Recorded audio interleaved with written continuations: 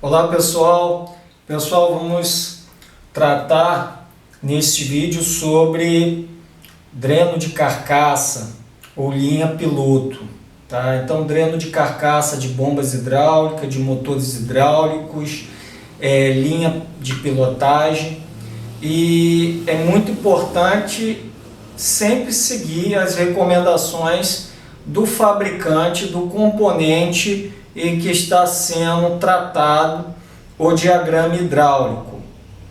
Às vezes é muito comum na indústria a gente encontrar na prática conflitos entre o diagrama e a recomendação do fabricante daquele componente. Isso leva o equipamento a falhas, isso leva o equipamento a perda de vida útil de alguns acessórios, de alguns componentes, e isso leva então a perda de dinheiro e a falhas operacionais. Como exemplo, vamos citar algo aqui que é necessário interpretarmos. Nunca tratarmos com o posicionamento é assim, tem que ser assim. Não. Tudo depende do que aquele fabricante, que é o projetista, que é quem calculou, quem projetou, quem testou ao longo dos anos, do tempo, aquele componente para então liberá-lo para o mercado. Então isso é muito importante, ter o tato e esse entendimento. Como exemplo, para que fique bem claro, a gente pode dizer que nunca instale uma check válvula, uma válvula de retenção, em uma linha de dreno de carcaça de um motor hidráulico ou de uma bomba hidráulica. Isso é um ensinamento didático, uma teoria de treinamento didático. Então, na hidráulica básica, é muito comum se ensinar que a linha de dreno de carcaça, ela tem que ser livre. Ela não pode ter restrições.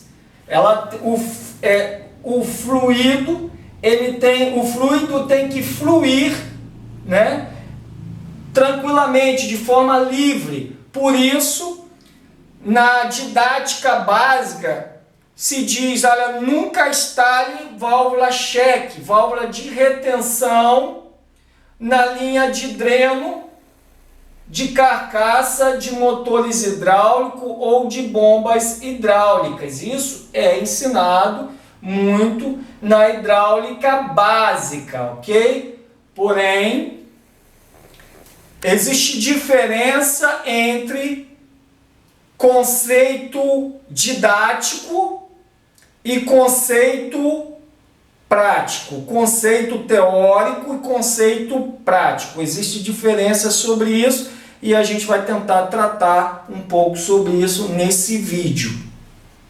Como exemplo, vamos pensar em um motor hidráulico ou uma bomba hidráulica, essa simbologia de motor hidráulico. Nós vamos pensar também a possibilidade de uma bomba hidráulica, onde o dreno de carcaça dessa bomba ou desse motor, esse dreno vai ter que ser direcionado para onde?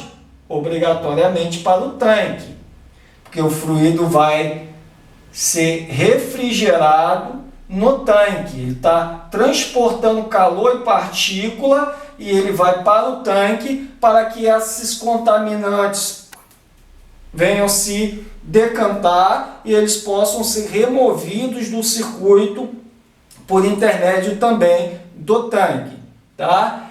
E no tanque vai ter troca térmica para que o fluido esteja na temperatura normal de funcionamento e assim ele faça a sua função de lubrificação e refrigeração dos próprios componentes internos da bomba ou do motor hidráulico. Ok. Porém, a questão de ter check válvula, válvula de retenção, instalado na linha de dreno, depende de qual configuração o componente vai estar sendo montado. Como que será o seu layout de instalação da bomba do motor em relação ao seu tanque? Como exemplo, imagine um equipamento em que o tanque, o reservatório, ele está instalado abaixo do nível do motor ou da bomba. Então, o tanque está abaixo, o motor e a bomba estão em cima. Se isso acontece no layout e a linha de dreno é colocado totalmente livre, o que vai acontecer? O fluido que se encontra na carcaça do motor ou o fluido que se encontra na carcaça da bomba vai escoar, ele vai fluir, ele vai se tornar um fluido. E esse fluido escoando, ele vai descer para o tanque. E aí, quando o operador for funcionar a máquina, o que vai ter dentro da carcaça do motor? Nada. Vai estar vazio, vai estar com pouco ou baixo fluido. A mesma coisa vai acontecer na bomba.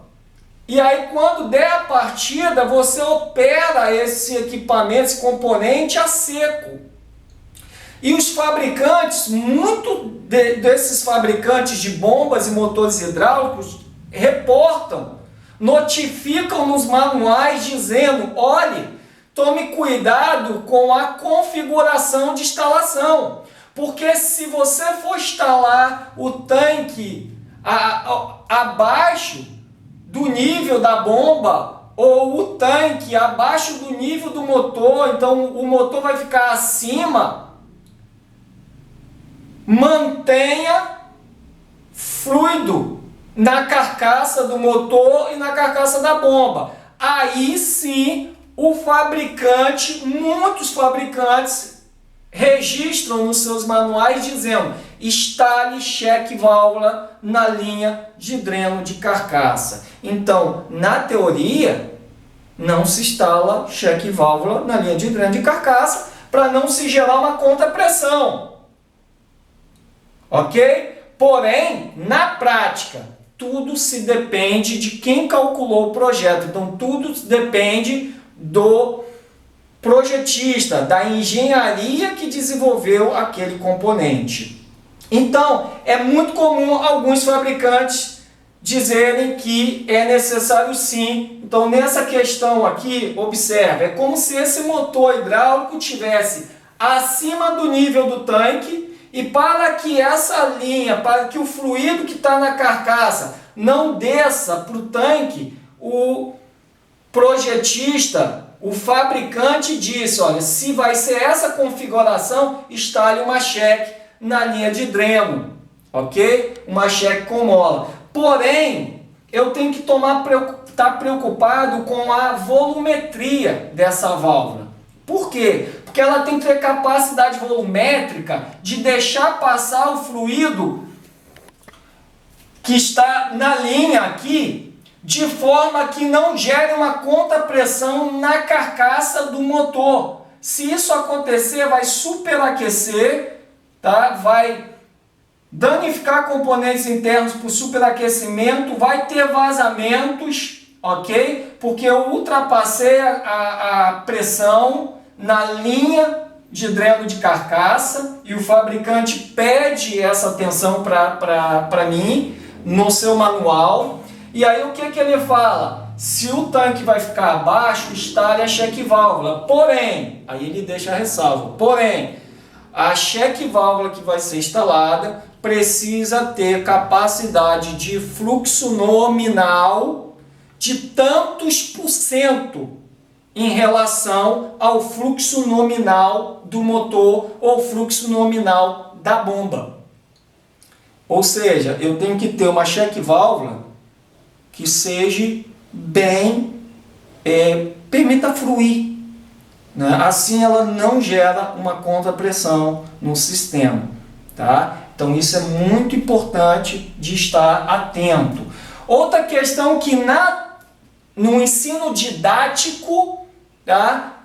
hidráulica básica, isso é muito enfatizado. Não se conecta linhas de dreno de carcaça. Linha de dreno de carcaça tem que ir direto para o tanque, direto para o reservatório. Então, se diz não se conecte linha de dreno de carcaça. Então, se essa linha de dreno ela estivesse comunicando direto a esse pórtico de dreno desse outro motor e em momento nenhum estivesse indo para o reservatório, ok? Aí eu conectei uma linha de dreno a outro, de forma que eu estou jogando fluido quente com partícula normal, partículas normais de funcionamento, eu estou jogando no outro motor ou vice-versa. O que vai acontecer? Reduz a vida útil, eu vou ter problemas de superaquecimento. Retentores vão falhar, rolamentos vão ser danificados por superaquecimento. Tá? Então isso não se faz. Porém, essa configuração aqui, isso é possível de ser feito. E muitos projetistas fazem, muitos fabricantes fazem com uma ressalva. Observa que você tem um somatório de fluxo nominal aqui com fluxo nominal aqui. Então, quando esse motor estiver em alta e esse estiver em alta, e os dois estiverem funcionando em alta ao mesmo tempo, o somatório desse fluxo com esse fluxo aqui vai ter que passar por essa linha, dessa conexão, dessa união até o reservatório, ok? Então, observa que como todos os dois são linha de dreno de carcaça, o correto seria que daqui até aqui fosse linha tracejada, para identificar dreno de carcaça pela hidráulica, pela norma de hidráulica.